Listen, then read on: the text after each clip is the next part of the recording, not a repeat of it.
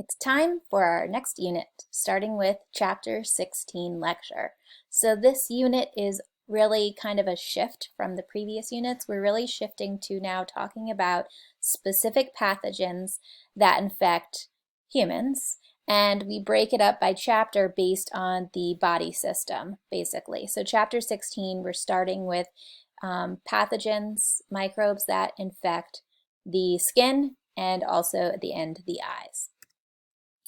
So I also just want to tell you a little bit about the change in the quiz format for these chapters. So 16 is still going to be the same. It's still just vocabulary based. But for chapters 17 through 21, this should say, the quiz is based on this table at the end of the chapter. Basically, I want you to be able to match the pathogen to the disease that it causes. And I also want you to know what type of organism that pathogen is. Is it a bacteria or a virus? Is it a fungus? And for bacteria, I do want you to know whether it's gram-positive or gram-negative because that's clinically important. For viruses, you don't need to know whether it's a DNA virus or an RNA virus. That's a level of detail I won't hold you accountable for. All right? And notice that a lot of organisms can cause the same disease, and some organisms can cause multiple diseases. So just something to be aware of when you're studying. This is a really useful image that's in the chapter that is really kind of helpful to come back to and use as a review to remind yourself which organisms cause which disease and what type of organism they are because it's color-coded. So we're going to talk about a lot of these different diseases in this chapter. So before we can talk about diseases of the skin, we should first talk about the structure, a little bit of the anatomy and physiology of the skin. So the skin is also known as the integument. The skin as an organ is known as the integumentary system. It includes the skin, but also the hair and nails, and sweat glands and sebaceous glands, which are all embedded in the dermis, this thick layer of skin here. So the skin is really made up of two layers. So the top layer is, I guess we could say this, it's called the stratum corneum, this layer of dead cells, and you can see in green a lot of bacteria live on the surface of the skin.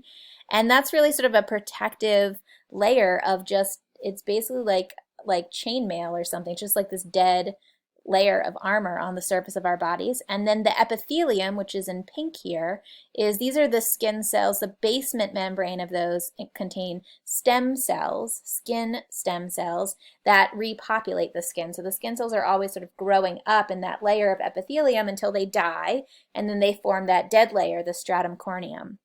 So that entirely, the epithelium and the dead stratum corneum are known collectively as the epidermis, the outer layer of the skin. And then the dermis in light pink here with all the stuff going on is the bulk of the living tissue in the skin. So it's also where you find the hair follicles that generate hairs and the sebaceous glands, which are attached to the hair follicles and produce oil or sebum. And we've got the sweat glands, all right? And the sweat and sebum, the sweat really, its main purpose is to help cool our bodies off, to cool our internal temperature when we overheat. But the sebaceous glands are there to help lubricate the skin and hair, but also they produce nutrients that promote growth of our normal flora on our skin and help to promote that, those protective microbes. So those protective microbes mostly live on the surface, on the epidermis. They can live in the hair follicles themselves because those are open to the outer world. It's not thought that there are any microbes that live in the dermal layer itself, though. Underneath the dermis is a third layer called the subcutaneous tissue. It's very fatty. Sometimes you get, you've heard of subcutaneous injections. Some types of drugs are actually injected into that fatty layer. But it's technically not considered a skin layer. It's technically considered part of the connective tissue of the body, but it is right underneath the skin. So we often associate it with the integument. So some of the defenses of our skin are chemical. We produce, like I said, sweat and sebum, which can promote growth or inhibit growth of pathogens, promote growth of healthy microbes and inhibit growth of undesirable microbes. So sweat is slightly acidic, and actually, or sorry, yeah, it is. It's slightly acidic, but it's also very salty. And so we talked earlier in the semester about Staphylococcus that like to live on the skin when we did the selective and differential media lab. The mannitol salt agar has a high salt concentration and selects for Staphylococci, which like to grow on the skin, and they are slightly halophilic. They're adapted to that salty environment. But that high salt or the high salinity also inhibits growth of some harmful microbes.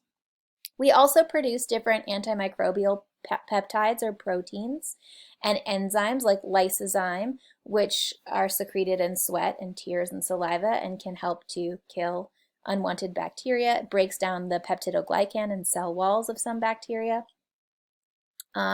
So lots of, and then also, of course, just the physical structure of the skin, that dead cell layer is a defense system in and of itself. So there are plenty of normal microbes that live on the skin. Streptococcus and Staphylococcus, which we've talked about, are two really common ones. There's also yeast, Candida, can live on the skin as well, and other yeast species, like we'll talk about Malassezia, which is almost on everybody. These are microbes that can survive well in drier environments, in a high salinity environment. And of course, if you think of your skin, the surface of your body, there's still different environments. There's, your arms and hands are dry, drier areas of skin, maybe cooler areas of skin, versus like your armpits and your groin, which will have different populations of bacteria because they tend to be moist and humid. And so, different, and the bacteria that like to live in hair follicles will be different than the ones that live on that surface of the stratum corneum. Okay, so this human microbiome project, and this is actually the TED Talk that you'll be watching this week, it basically endeavors to study and catalog and classify all these different normal flora of the body. And so in each of these chapters, when we're talking about microbes that cause disease, we're also going to talk a little bit about healthy microbes, or at least let's not forget that there are lots of microbes that live in these different parts of our bodies that are actually mutualistic or at least commensal and do us no harm and maybe do us a lot of good. So this talk that you're going to watch, it's really interesting, talks about how the body is sort of divided up into these different ecosystems that host different species of microbes, just like different ecosystems on the planet host different species of animals and plants, and how they're kind of similar between people, but also very different between people, and how an individual's microbes really kind of stay with them for their whole life and don't vary a whole bunch, but can based on things like antibiotics or different diets. So it's really kind of a very hot topic in microbiology right now, is studying the role of the microbiome on our health and on disease, chronic disease. So when we talk about diseases of the skin, the first group that we're going to talk about are ones that cause maculopapular rashes. So the word maculopapular basically means flat skin rashes, maybe slightly raised, but mostly flat skin rashes. And so these are three different images of actually three different maculopapular diseases. They all look pretty similar based on the rash, but there's other symptoms that help clinically distinguish them. So measles is a really important one that we're going to talk about. Rubella, Fifth's disease, and Roseola. All of these, by the way, are caused by viruses. All of these maculopapular rashes. And I suppose they're listed here sort of in order of danger, and so we'll talk about them in that order. So the first one is measles. Measles does cause a rash. I'm moving my face around here. It also is sometimes, really this is an old school name for it, it was also called rubeola, which is confusing because we're also going to talk about rubella. So this is where it's confusing. Okay, so measles is called measles or rubeola, and rubella is called rubella or German measles. So it's like super confusing because they like have two names that sound like each other. But measles, once upon a time was called Rubiola, which comes from the Latin for red, or maybe it's Greek for red, because it causes this red rash. So that skin rash can look very similar to other skin rashes, but some other things that really distinguish measles. Measles is also characterized by a sore throat, headache, cough, and fever, and these spots inside the mouth that are called Koplik spots, which is a really good indicator that the rash is due to measles. Another thing that tends to be a pattern associated with measles is that the rash tends to start on the head and spread downwards. So measles, although it presents as, this skin rash, it really is actually a respiratory infection. So you breathe it in droplets. You get infected from droplets, and it spreads to the lungs, but also it will spread to the lymph nodes and spread through the lymphatic system and can become systemic. When it gets spread systemically, that's when you break out in the rash. So the rash is actually a sort of later onset, that once you have the rash, it means you've already had the infection for a few days. So you've already been spreading it. And this is true actually of a lot of rash diseases, that they're actually respiratory, and the rash is sort of just a secondary response of the immune system, but that they're truly actually respiratory viruses. So that's how measles is transmitted and the signs and symptoms of it. So measles, sometimes people downplay the effects of measles. It's an incredibly contagious disease, and before we had a vaccine, pretty much everyone got measles at some point in their life.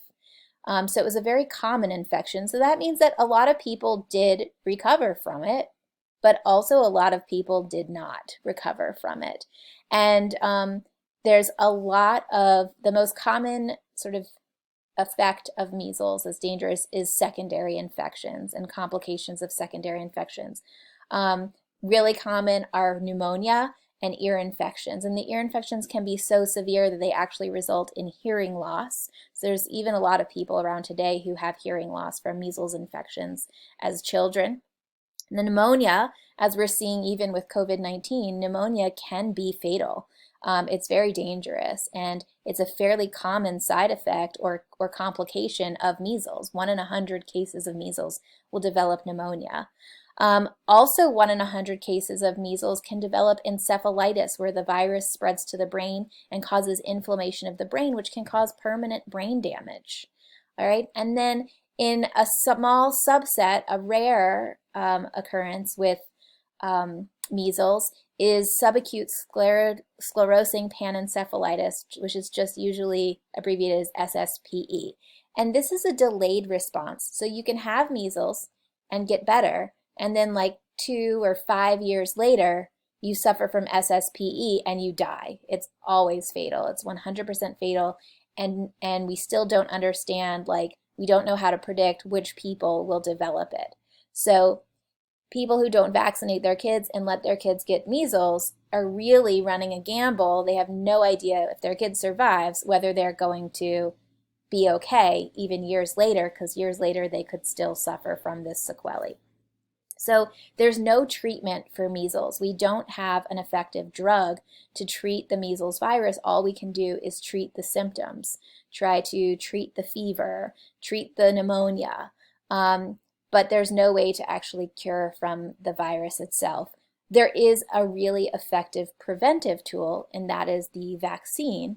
And so that's why it's really strongly recommended that people get vaccinated to prevent these potential complications of measles, which are not really that rare. They feel rare to people because the measles virus now is so rare because we have effective vaccination, but we're getting more and more outbreaks each year due to dropping vaccination rates. So like I said, measles is the most contagious disease, meaning that somebody who's sick can spread it. It has an R0 value, a sort of contagiousness value of somewhere between 12 and 18, meaning that one infected person can infect on average 12 to 18 other people, and that is the most contagious disease out there. Right now, the COVID-19, SARS-CoV-2, it was reporting an R0 of 2 to 3, though I just read a recent article that suggested it might be closer to 5 or 6 if we account for asymptomatic people who get the disease. So for reference right now, we know how contagious this current epidemic is. Measles is like 3 times as contagious as that, or more, depending. So super, super contagious. There was an outbreak a few years ago at Disney World that affected, like, I don't know, 20-something people from this one kid that came infected, and infected a bunch of strangers, not just like family members, but strangers that they like stood in line next to in a ride. So yeah, it's pretty contagious. And if we look at some of these numbers of how effective the vaccine is, pre-vaccine era in the US, so like in the early 1900s, 530,000 people were dying annually from measles, and now at least in 2013, only 61 deaths. I don't know what this year's was, but some probably maybe like in the 100, like 1 to 200. That's a huge drop, a huge decline in deaths, and there's an even bigger decline in the amount of morbidity or disease. And in 2000, we actually had, I shouldn't use the word eradicated, we had gotten rid of measles in the US, but it did come back due to dropping vaccination rates. So now we do have regular cases of measles cropping up in unvaccinated populations.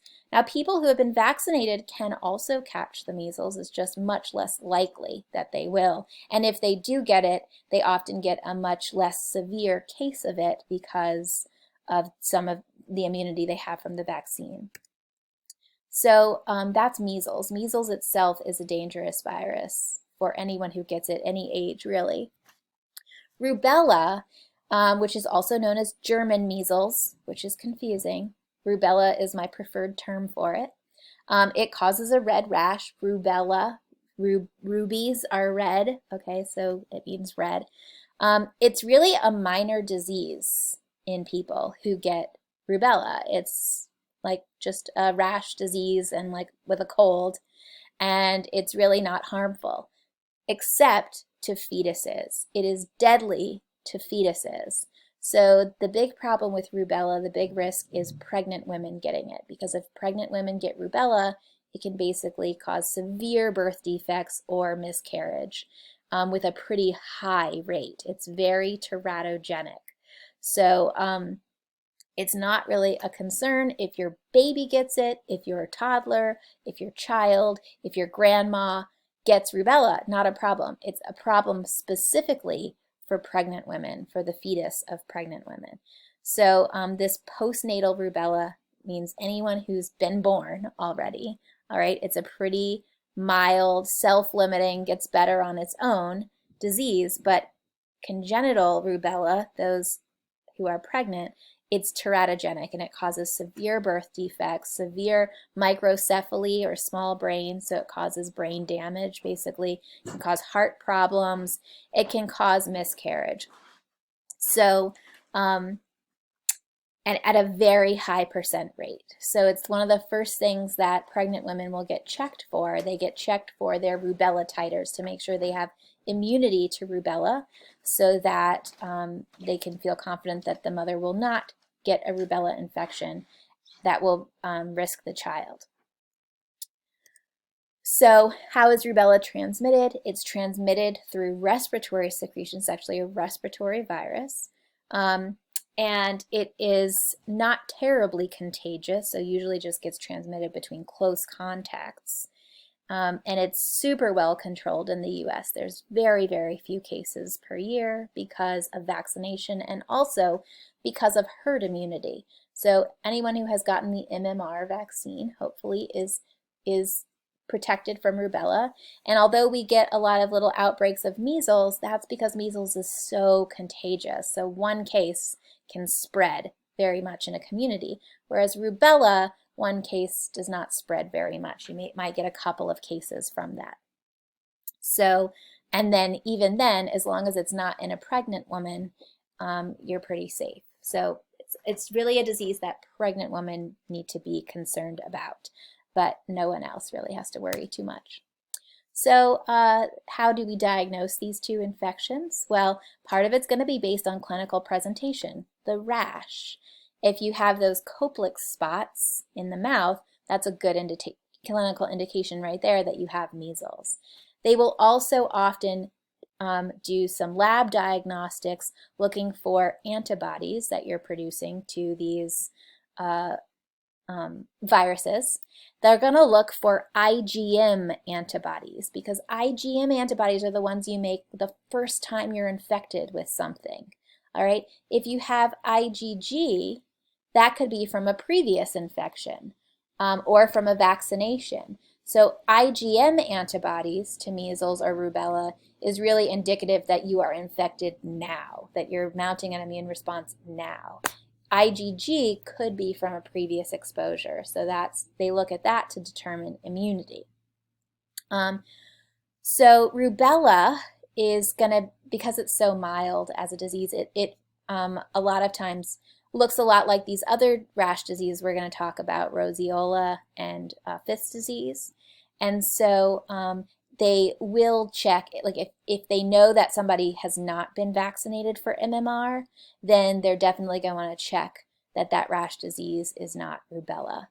And so they'll do an antibody test. This is an article, I'm not gonna link to it, but I think it's a short video about a woman who actually sued her doctor, I think, for wrongful birth. She had rubella when she was pregnant, and the doctor didn't diagnose it properly, and she gave birth to a daughter who was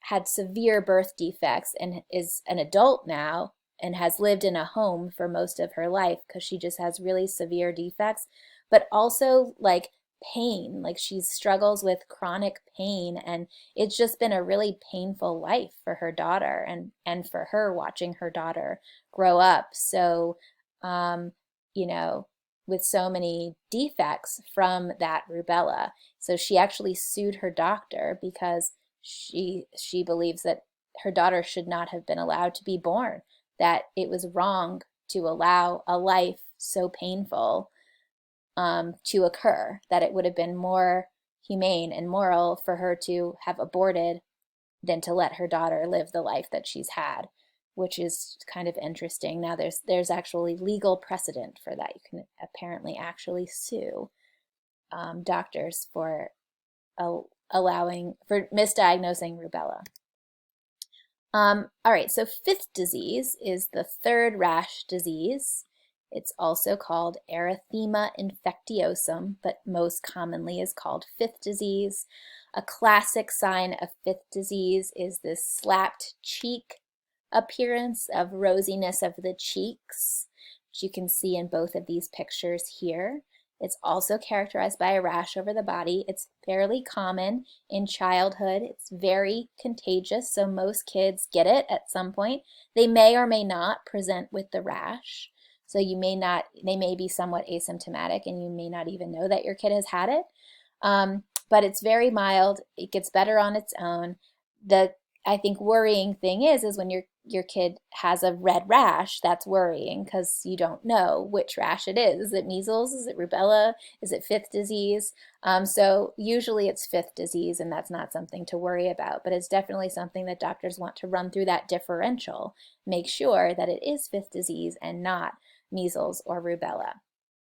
And then another really mild rash is something called roseola. And it doesn't have that slap cheek. It's just usually characterized by a fever, a persistent fever for a couple of days. So it's a rash and a fever together. Also super common. They think that everyone, 100% of people, get this at some point as children or before adulthood, because pretty much everyone in the population that they've tested has IgG antibodies and immunity to roseola. So again, no treatment is necessary except maybe controlling the fever. It's not worrisome, except that you do need to make sure that it is in fact roseola and not a more serious rash like measles or rubella. Oops. So this is just a table from the book that's sort of a helpful overview of these different maculopapular flat rash diseases. Measles being the most sort of severe and concerning one, and rubella being very concerning for pregnant women. Both of these, there's a vaccine for. The MMR vaccine, measles, mumps, and rubella covers this. Fifth disease and roseola are very mild, very common childhood rash diseases, not to be worried about, and will get better on their own. There's no drugs for it, there's no vaccine for it, there's no need for those things. The need is just to make sure that if a child has a red rash, it is one of these and not one of these. All right, so now for some skin infections of the skin, of the dermis or epidermis, or both. And the ones that are most common and most concerning are MRSA, which stands for methicillin-resistant Staphylococcus aureus. Impetigo, which is the one pictured in the middle here, it's got this classic honey-colored crust that forms, and it can be caused by either Staph aureus or Streptococcus pyogenes, which we'll see again in a couple of chapters because it also is the one that causes strep throat. Cellulitis, which is an infection of the dermis, and so underneath the skin, sort of a deeper infection of the skin, can also be caused by staph or strep. And staphylococcal scalded skin syndrome, which is a complication of staph infection that can be deadly, and is in the picture on the far right. So notice that all of these infections, basically, these common skin infections, are caused either by Staphylococcus aureus or Streptococcus pyogenes, both of which are bacteria that can be found on people. They can be carriers, where they can, about I think 30% of people are carriers, roughly, for each of these. They doesn't necessarily make them sick, or they carry it on their skin and it only makes them, sick when they actually have a cut that gets infected. So the problem is that these infections, they can usually be treated with antibiotics, which is good. But if it's a drug-resistant strain, it's a lot harder to treat with antibiotics.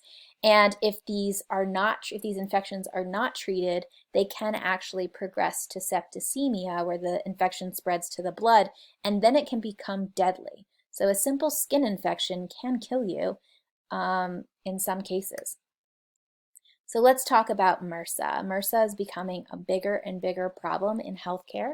It is Staphylococcus aureus, but it is strains of Staph aureus that have become drug resistant. So MRSA really stands for methicillin-resistant Staph aureus, but sometimes we use it to mean multi-drug resistant Staph aureus because there are strains that can be resistant to many different antibiotics. And it's a really common cause of skin infections, both in people who have been hospitalized and those who live in the community and just cut their finger on a rose bush or something. We know from lab that staphylococci are gram-positive cocci. They grow in clusters. That's what staph means. And they are really, it's a normal flora on a lot of people. About 30% of adults grow Staph aureus on their skin, in their nasal passages. It's a normal flora. Only about 2% of people actually carry the drug-resistant strain, which is problematic. And a lot of those people actually are those that work in healthcare because they pick it up in the hospital environment. So what can happen is it can get into a cut, a wound, an opening in the skin, and it can thrive and cause an infection, which just means that it gets real red and swollen and irritated, and it may even result in a fever, cause the release of pyrogens. So treatment is usually antibiotics. If it's very infected and abscessed, you may need to have surgery to have that infection removed surgically, just basically scoop it all out, or to do an incision and drainage, which is what my daughter, when she had that infected lymph node, she had to have it lanced and drained because it was so impacted in order for it to heal properly. Usually the test for it is going to be a swab, a culture test, and a gram stain.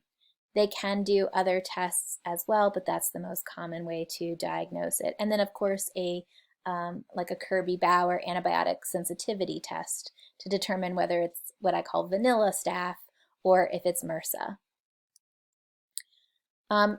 So impetigo is another type of staph infection that's of the surface of the skin, of the epidermis, and it can be caused by either Staph aureus or Streptococcus pyogenes. Usually the age of the person is a determining factor. So staph tend to prefer to infect adult skin, and strep tend to cause impetigo in babies. And that just probably has to do with like hormones and differences in the skin chemistry of different aged people. So it has this sort of characteristic crusty appearance. And the treatment for it is topical antibiotics. So I suppose it can be mistaken by lay people as like eczema or something like that, and they might try to put lotion or hydrocortisone on it, which will not work. It's a bacterial infection, so it needs to be treated with antibiotics. They can either be oral antibiotics that you take by mouth or topical that you put on the rash itself. And it has a tendency to present on the face, but also can be on the limbs as well.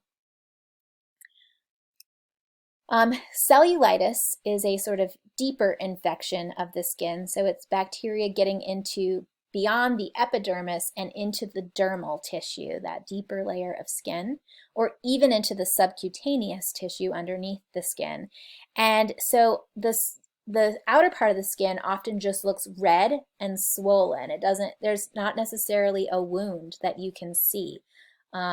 It's just really swollen and fat and red. Sometimes looks like a sprain or something, but it can be very painful. You can also oftentimes have a fever or swelling of the lymph nodes, the draining lymph nodes.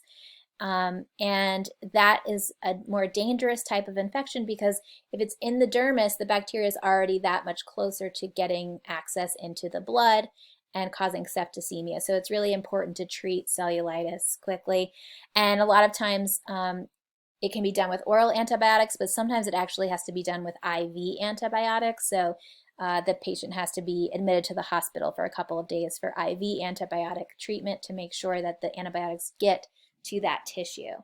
And if it's really severe, it might damage tissue so badly that you require amputation or surgery to remove that infected limb.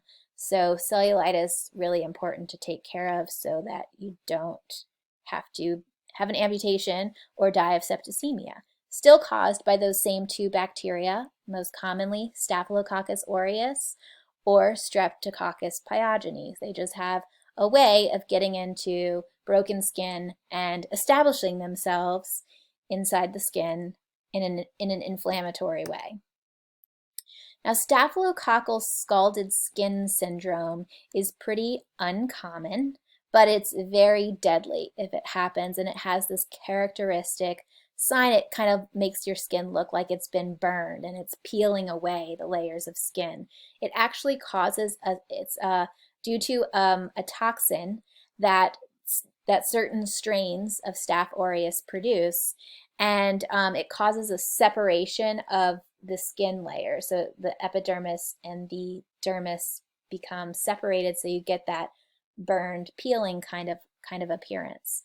And it can spread throughout the epidermis very quickly and can be very dangerous. So you really have to treat it immediately with antibiotics or it will be fatal. And it has a pretty high mortality, about 5% in children. Children have a better survival rate, but it's about 50% fatality in adults. So it's a really serious form of a staph infection. It also a very specific form. So those are, so we've talked about maculopapular rashes, flat rashes, and we've talked about some important skin infections. Now for another type of rash disease. These are the pustular or vesicular rash diseases, which we colloquially refer to as pox diseases. So the two types of pox diseases are chickenpox and smallpox. There's others. There's monkeypox is actually a disease, but super rare. And so these are the ones that are the most sort of clinically relevant. So chickenpox, the pox rashes are raised. They're like, pimple-like types of bumps that you get all over the body. So chickenpox is caused by a virus called Varicella zoster virus. It's pretty common, though it's becoming less common because we do have a vaccine for it now. Once you are infected with chickenpox, the virus stays in your body. It's in the herpes family, so it does stay in your body in the nerves, hiding out, and can later reemerge. And when it reemerges, it's no longer the chickenpox disease, it's a disease that we call shingles. So the rash is different, and we'll talk about that.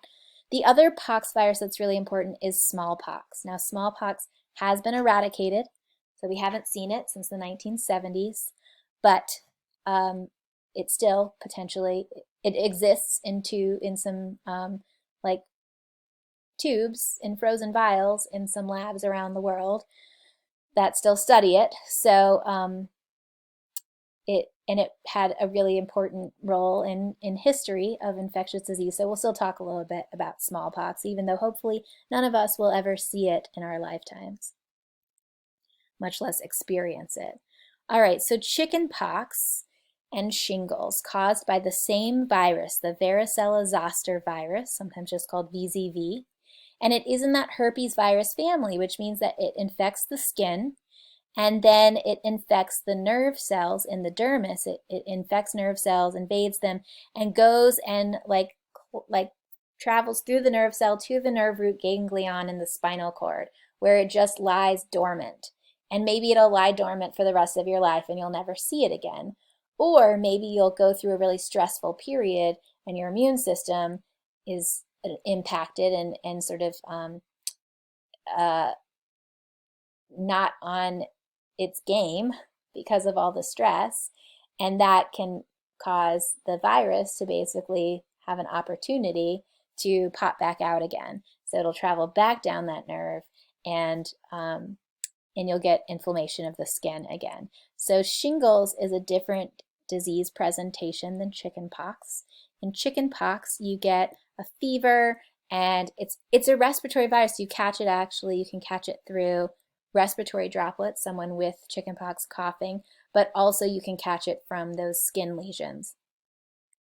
So these skin lesions appear, and they're very, very itchy, and then they usually go away. The pattern of chickenpox is usually you get more dense pox in the torso and face and less on the limbs, versus smallpox, which have the opposite pattern. And this is just an average pattern, so not everyone has the same pattern. Chickenpox is not typically a deadly disease. Only 1 in 1,000 people will develop a case severe enough that is fatal, so it's mostly benign.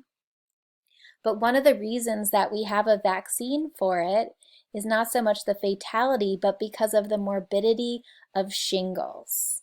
So shingles is super painful and can cause permanent nerve damage. So getting chickenpox means that you have a chance of getting shingles. Usually shingles shows up later in life. I think the vaccine is approved now for 50-year-olds and over. But I know at least 3 30-year-olds, people in their 30s in my family, who have developed shingles. So it is not uncommon to get shingles as a younger adult, and you're not allowed to get the vaccine for it yet. And also, you can get shingles more than once. So if you've never experienced it, it's very painful. You get this burning sensation. A lot of times people will experience a painful, like nerve pain in the area before the rash even appears. That's due to the virus exiting the nerve. And then you get this rash that can last for weeks, and it literally feels like a burn, like you've been burned. It's very painful, and there's really no effective, there are some antivirals that can be used to make it go away faster and lessen some of the symptoms, but you can still get reactivation. You can still have shingles again. So you can never cure someone of shingles, and there's always a potential for them to get it again if they had chickenpox before. So the vaccine, the chickenpox vaccine, prevents chickenpox, but also more importantly helps to prevent shingles. So hopefully you guys are in the age group where you were vaccinated for chickenpox as a kid, but if not, I hope that we don't get shingles. So shingles, because it's coming from the nerves, it displays itself on the skin along these nerve tracts that are called dermatomes. So your spinal nerves kind of jet out horizontally from the spinal cord and innervate patches of skin, these sort of horizontal stripes or patches of skin. So it's very common to see shingles break out in a sort of stripe, either along the torso. You can get shingles on your face. I've known people who have lost, or like I've heard of people who have lost vision because they had shingles and it affected their eyes, and then they had to have it damaged the optic nerve of their eyes, so they lost vision in one eye. You can have permanent nerve damage in the skin nerves where you just basically, even after the shingles rash goes away, you have chronic pain in that nerve, chronic nerve pain. So shingles is really not pretty, and it's not terribly well understood how to prevent it from emerging. They do think that stress and immunosuppression play a big role, but we all know it can be difficult to manage stress, especially in stressful times. So get your chickenpox vaccine, not just to protect you from chickenpox, but to protect you from a future of potential shingles outbreaks. So the transmission it can be from respiratory droplets, but also if you come into contact with those pox, if the pox ruptures and there's secretory fluid and you get that on your hands and then you rub your nose or your mouth or your eyes, then it can infect your respiratory tract that way.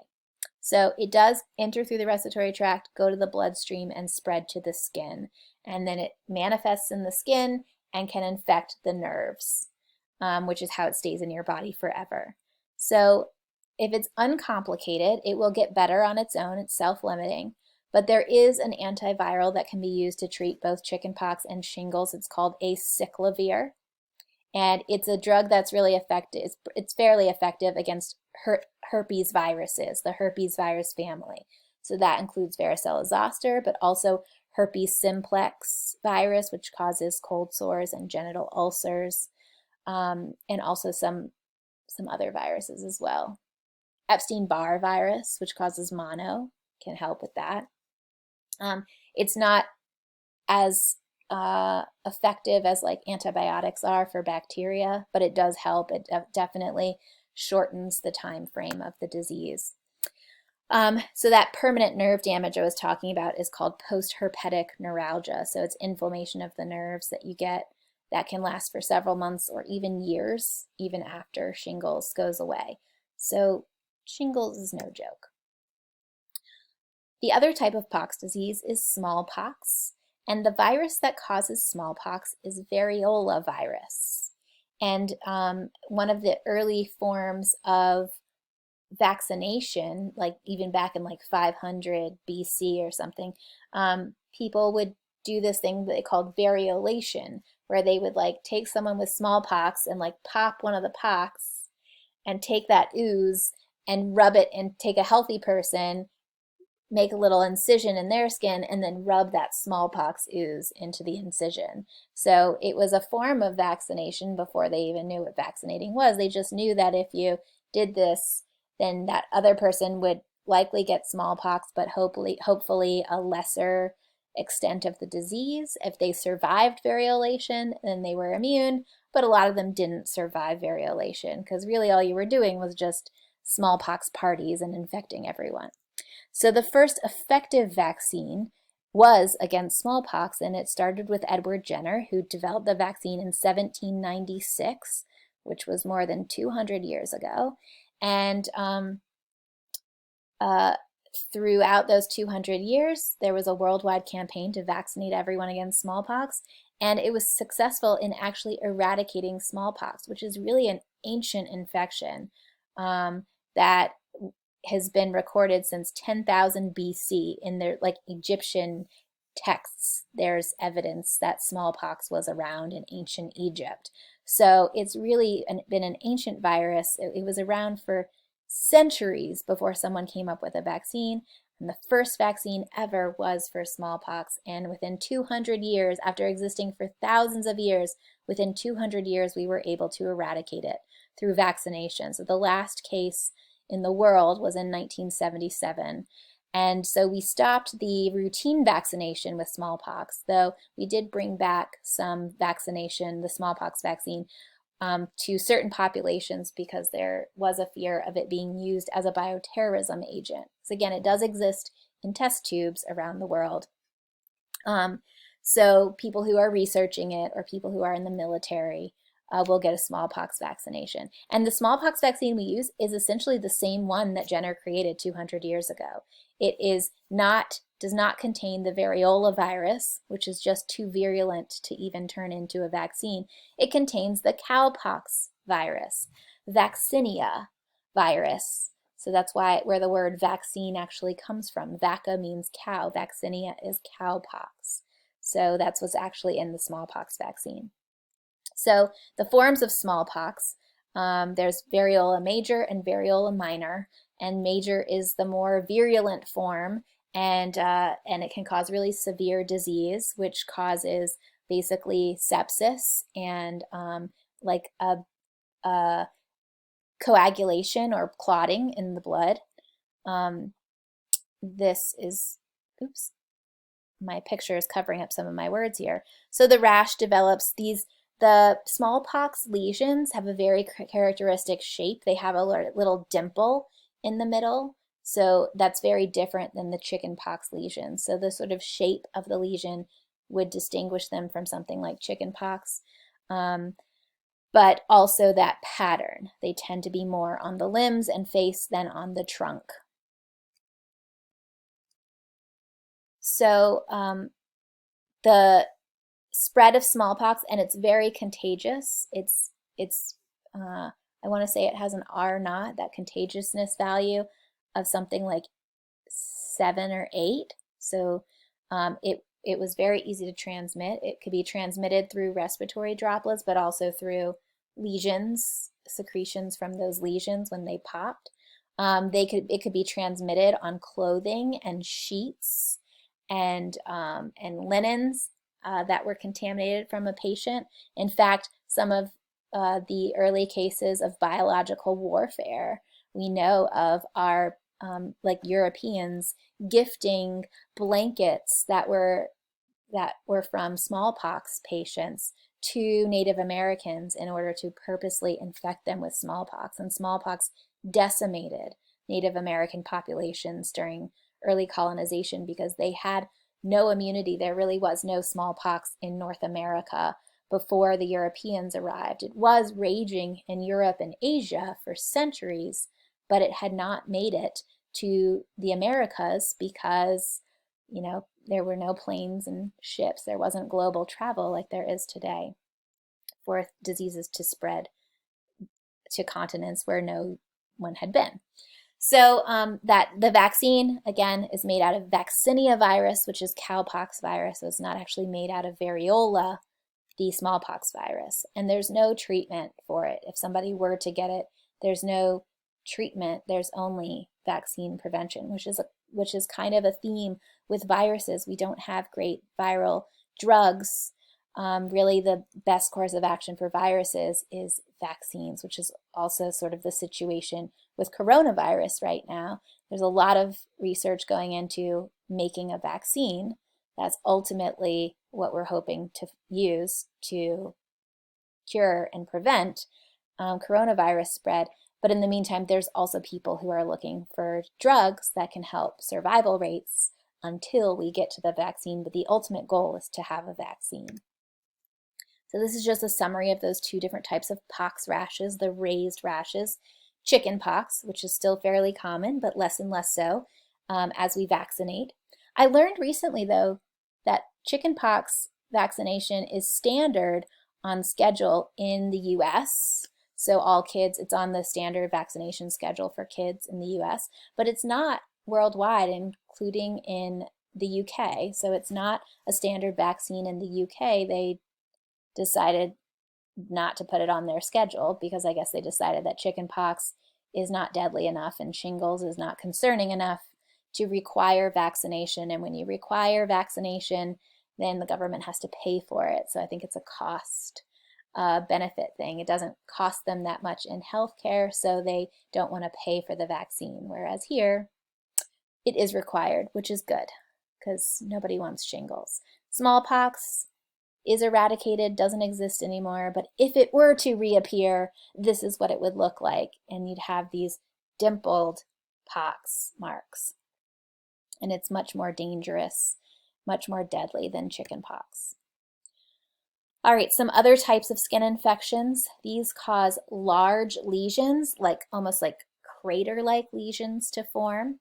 And the two pathogens that cause these large pustular lesions are Leishmaniasis and anthrax. So Leishmaniasis is a protozoan parasite, and it doesn't exist in the US. It's vector-borne, so it's transmitted by a biting insect that we don't have in North America. So we'll talk about the regions where Leishmaniasis is a problem. It's a problem a lot in the Middle East, and so it does become a problem for US soldiers who serve in the Middle East. And anthrax is a bacteria, a bacillus bacteria, and there's lots of different diseases anthrax can cause actually depending on its portal of entry. But if it enters through a wound in the skin, it causes cutaneous or skin anthrax. So we'll talk about what that looks like. And okay, so Leishmaniasis, these lesions are not pretty. Here's a picture of one of these large lesions caused by Leishmaniasis. So Leishmania is the name of the parasite, and it is a protist, a protozoan parasite, and if it gets into the skin through a bite wound, it causes cutaneous Leishmaniasis. It can also spread deeper into the skin and like if it's on the face, if you get a bite on the face, it can cause cutaneous Leishmaniasis on your cheek, but if it gets over to the lips and the mucous membranes of the mouth or the nose, it can cause mucocutaneous Leishmaniasis, where it affects the mucous membranes and the skin. And if it gets even deeper into the blood, it can cause systemic Leishmaniasis, which is basically septicemia with a protozoan and is the most deadly form. So the transmitter of this protozoan is a sand fly. It's a biting fly. And it's the females are the ones that bite, just like with mosquitoes. It's the females that need blood to make eggs. And these flies are endemic to equatorial regions. So really warm tropical areas is where this is problematic. There's no vaccine for it, and there's really there is antimicrobial therapy, but you have to take it for a long time. And these lesions can be so severe that they require skin grafting, or they can leave you open to getting secondary bacterial infections that can be deadly. So again, not really a concern in the US because we don't have this sandfly, we don't have the environment to support it, but definitely problematic in Africa and the Middle East and parts of Asia. So here's the map looking at the distribution of Leishmaniasis. So in South America, because it's equatorial region, all right, very high amounts here, in some parts of Northern Africa, and definitely in the Middle East here are hot zones for Leishmaniasis. So I know in US terms, it's a problem for and has been a problem in a lot of soldiers who have served in the Middle East and have contracted Leishmaniasis through insect bites during their deployment. Anthrax is the other one that can cause these large lesions. So anthrax is a bacteria that lives in the soil. It's called Bacillus anthracis is the bacteria. And if it gets into a skin wound, it can cause cutaneous anthrax, which it leaves, it causes a very large lesion with a characteristic black scab, which is called an eschar. It's kind of like what happens if you get a bad burn. You get this sort of black scab. A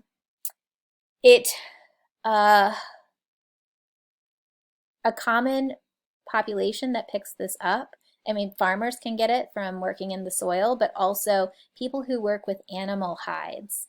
Animals tend to get anthrax spores on their skin, in their fur, trapped in their fur and hair, and then people who are processing those hides can get those spores. They can breathe them in, or they can get it in their skin. So if you get it in a wound, it's called cutaneous anthrax, and it forms this large lesion. It needs to be treated, or it can spread and cause worse disease. Probably the safest form of anthrax is the cutaneous anthrax. If it doesn't get treated, there's a pretty high mortality rate. 20% of people will die. But even if it is treated, 1 in 100 people will die from it, so it can spread. But even more dangerous is to inhale anthrax spores and get respiratory anthrax, which we'll talk about in the respiratory system.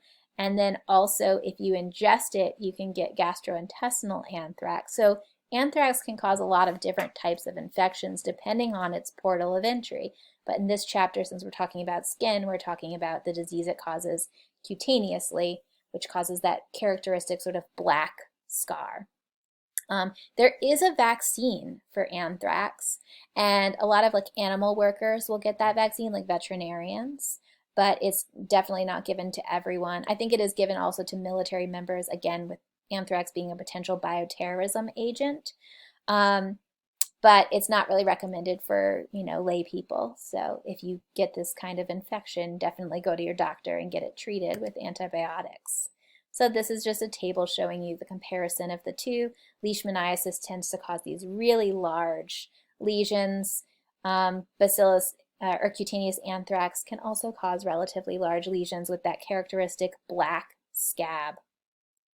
Both of them can be deadly, so you definitely want to seek treatment if you have those. And then the last thing I think we're going to talk about are these fungal infections of the skin. So fungal infections of the skin tend to be mild, like we're not talking about deadly. Some of them are just totally asymptomatic, and some of them are like, itchy, maybe painful. It might be a burning sensation, but they tend to not be too serious. They tend to be more annoying or unaesthetic, so like not pretty. So a mycosis, remember, is a fungal infection. Mycoses is plural. And cutaneous means of the skin. So we call fungi that grow on the skin, we call them dermatophytes. And there's plenty of dermatophytes that are normal flora, but some really common ones that cause irritation or inflammation are what we call the tinea species. So they're collectively known as tinea or ringworm. And they cause things from jock itch to athlete's foot to nail fungus to there's scalp fungal infections. So they all have the prefix tinea in the disease. Tinea capitis is the one of the head. Tinea cruris is jock itch. So they tend to cause itching and maybe stinging or pain, except for the nail one. The nail one doesn't really cause anything except a discoloration of the nails. So ringworm is usually treated by a topical antifungal treatment. Sometimes you might take an oral pill, antifungal. Another one is tinea versicolor, which is pictured here in this picture. It's just a type of fungus that grows on the skin and causes sort of discoloration of the skin. So you get this, it looks kind of like a rash, but it's not quite red. It's usually like a tan or brownish coloring.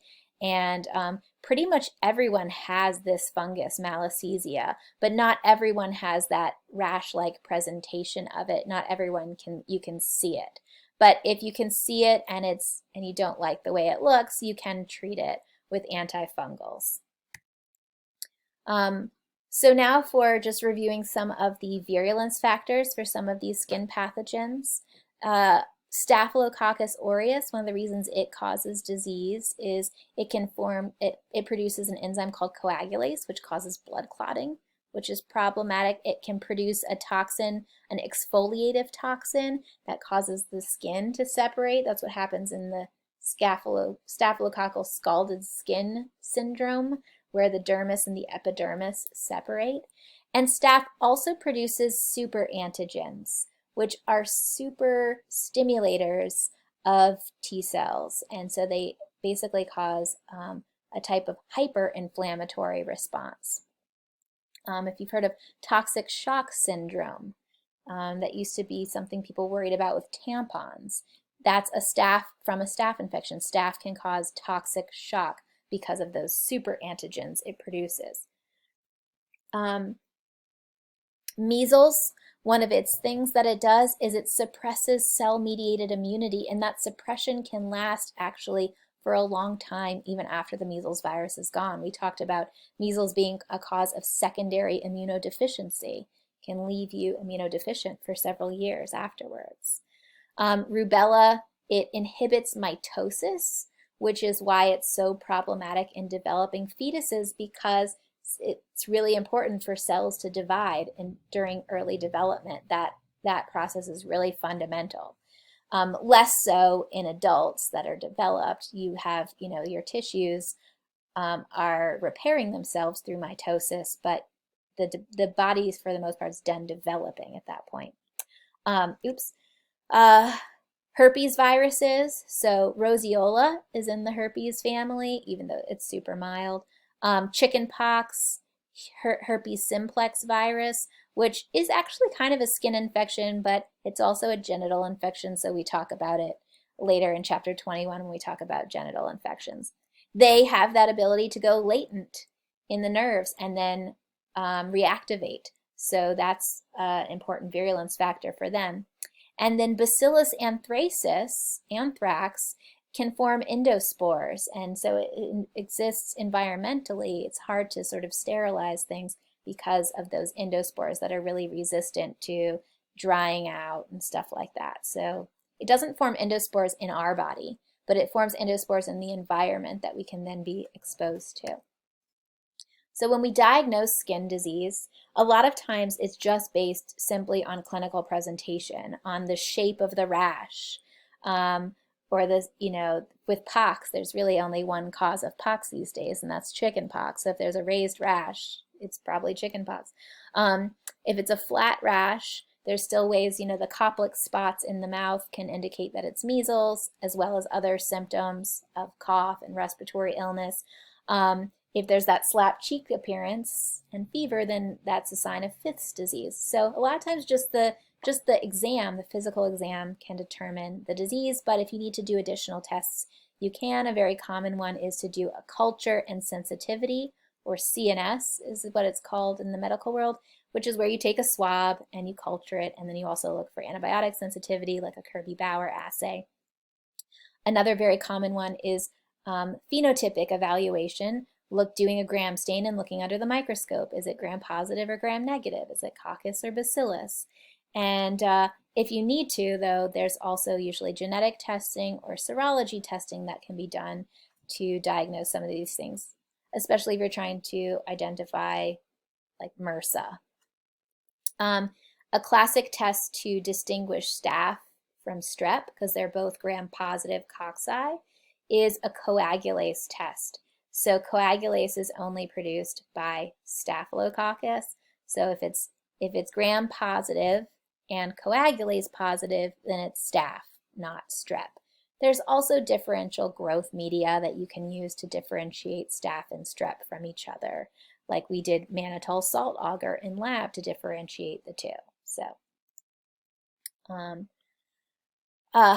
so we talked about the integumentary system Connected to the, closely, I guess, related to the integumentary system is the eye. So the eye is, I guess, sort of a small system, so we squeezed it into this chapter, but the eye is made up of different parts. So you have some of the important parts to know: the conjunctiva or conjunctiva, if you're British, is the sort of membrane tissue that covers the eye, and it produces the fluid, a lot of the fluid.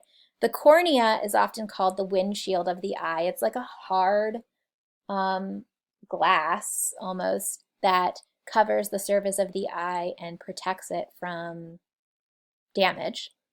And then you have the fluid, the tears that are produced by the lacrimal glands, the tear ducts, and they contain secretions that have lysozyme, which is that enzyme that helps to kill bacteria. So the interesting thing about the eye and its defenses, the eyes and the brain are both part of the bodies that are what we call immune privileged.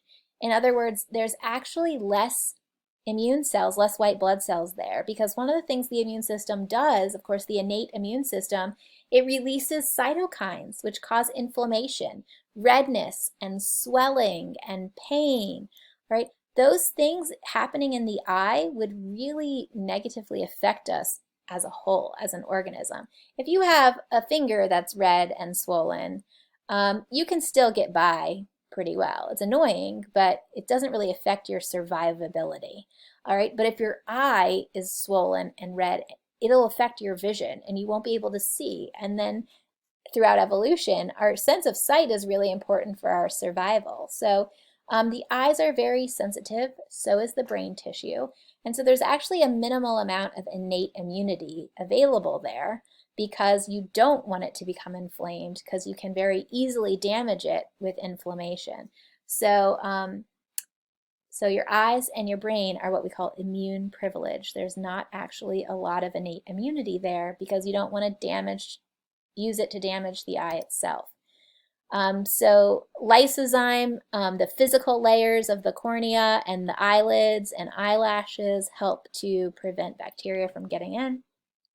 There are some normal biota of the eye that live really like in the areas around the eye. I'm not sure they live on the eyeball itself, but like on the eyelid. And again, it's going to be the same ones that you find on your skin. So Staphylococcus, Staph aureus, Staph epidermidis, some Corynebacterium species, which we also see on the skin. All right, so there's less research been done on the normal flora of the eye, but more being done with the Human Microbiome Project. So classic infections of the eye: conjunctivitis is infection of the conjunctiva, those membranes around the eye. So you get, we often call this pink eye because it makes the whole white of the eye appear pink. You also get a lot of extra secretions, eye gunk that comes out. You wake up in the morning and your eyes are like glued together from all the mucus. All right, and these are usually, they can be viral or they can be bacterial. If it's a bacterial infection, usually you take bacterial eye drops, antibacterial eye drops to treat it. If it's viral, it will be self-limiting. It goes away on its own. So that is conjunctivitis. I guess if we're going to keep relating everything back to the coronavirus can cause conjunctivitis. There have been some cases of people, that's the only symptom they presented. They were asymptomatic otherwise, but they had pink eye, so that it might go on the list of things to screen people for COVID-19 if they present with conjunctivitis and a fever. Keratitis is a more serious infection. This is an infection of the deeper eye tissues, like the cornea itself, so not the membrane around it. And it can cause permanent damage, resulting in blindness. So things that can cause keratitis: HSV, herpes simplex virus, particularly in infants and newborns, because they can get it as they're coming out of the vaginal canal. If the mother is positive, has herpes simplex, the baby can get it and basically get virus in its eye when it's being born, and that can cause a really serious eye infection. Another one that can cause it, that's kind of scary in adults, is acanthamoeba. This is an amoeba that is found in water, just water sources. And the people who get this eye infection, usually they are contact wearers who are not properly cleaning their contacts, sometimes just in like tap water. And they basically infect their eye with this amoeba. They trap in there with the contact, and it can do some serious damage to the eye. And as we're going to see in the next chapter, can also sometimes find its way to the optic nerve and then infect the brain, which is totally deadly because it just basically eats your brain and there's no way to stop it. So definitely if you wear contacts, make sure you clean them regularly and you change them regularly. Don't sleep in them unless they're approved for that. But definitely make sure you're cleaning them with sterile saline solution, even with enzymes in it, and not just tap water, because that's how you get bad eye diseases. This is just a table from the book reviewing those different, so the different types of conjunctivitis. It can be viral or bacterial. And neonatal conjunctivitis, when babies are born, like one of the first things they do is they put antibiotic drops in their eyes. So they look all like, their eyes look all greasy when you see pictures of newborn babies. And that is to protect them particularly from bacterial STDs that can cause really bad conjunctivitis. So Neisseria gonorrhea, the causative agent of gonorrhea, is another one that can cause really bad conjunctivitis. So that's why the antibacterial eye drops. But they can also get conjunctivitis from viruses like HSV, which is not treatable. So, and that's the end of chapter 16.